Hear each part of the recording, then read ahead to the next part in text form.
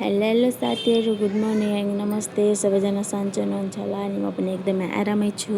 फेरि पनि स्वागत छ तपाईँलाई मेरो आजको डे 15 मिनी ब्लगमा। मैले चाहिँ डे 13 र डे 14 मिनी ब्लगमा भोइस ओभर गर्न पाइनँ, किनभने मेरो घर पछाडि बिहे चल्दै थियो, त्यस कारणले चाहिँ मैले भोइस ओभर गर्न पाइनँ। अनि अर्को कुरा के साथीहरू, मैले चाहिँ 2-4 दिनबाट भिडियो राम्रोसँग बनाउनु पाएको थिएन।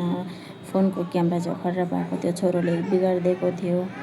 अनि फेरि म चाहिँ आज दादाकोमा गएको थिएँ अनि फेरि दादाले सकाइदियो फोन। मैले चाहिँ भिडियो बनाएँ साथीहरू। अनि अर्को नयाँ कुरा, म चाहिँ आज आफ्नै फोनबाट भोइस ओभर गर्दैछु है।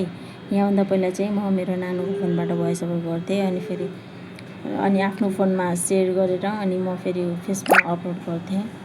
मेरो फोनमा चाहिँ भोइस ओभर गर्ने एप थिएन अनि मेरो फोन नयाँ हो साथीहरू, पहिलो कुरा। अनि नयाँ फोनमा कहाँ भोइस ओभर गर्न।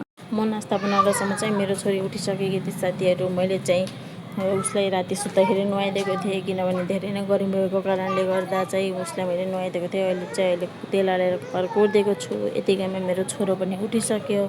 अनि मेरो छोरो उठेर चाहिँ म ठाउँ आएर बाबा बाबा भन्दै थियो। अनि मैले उसलाई फेरि उठाएर उसको दादा दिदीहरू ठाउँ राखेँ। ऊ चाहिँ आफ्नो दादा दिदीहरूसँग खेल्दै थियो साथीहरू। यतिकैमा म गएर किचनको काम खतम गर्छु। किचनको काम खतम गरेर चाहिँ म लाग्छु खाना बनाउनतर्फ। अनि मैले चाहिँ आज खानामा भात अनि आलु गेडागुडीको सब्जी बनाएको थिएँ। सब्जी बनाएर चाहिँ म दादा ठाउँ जान्छु साथीहरू। दादा ठाउँ गएको त दादा दिदीहरूले ब्लगर भनेर जिस्काउन पो थाल्छ। अनि यतिकैमा म फोटो हेर्न थालेँ साथीहरू। हजुरहरूले सुन्न सक्नुहुन्छ मेरो पछाडि कति धेरै साउन्ड आइरहेछ भनेर। अनि यता मेरो छोरो पनि मसँगै छ साथीहरू। भोइस ओभर गर्दाखेरि उसले चाहिँ एकदमै डिस्टर्ब गर्छ। अनि फेरि म चाहिँ यता फोटो हेर्दैछु साथीहरू। फोटो हेरेर सकिएपछि चाहिँ म जान्छु बाहिर। एकछिन यस्तो केटाकेटीहरू खेल्दै थिएँ अनि मैले चाहिँ त्यही भिडियो बनाइहालेँ।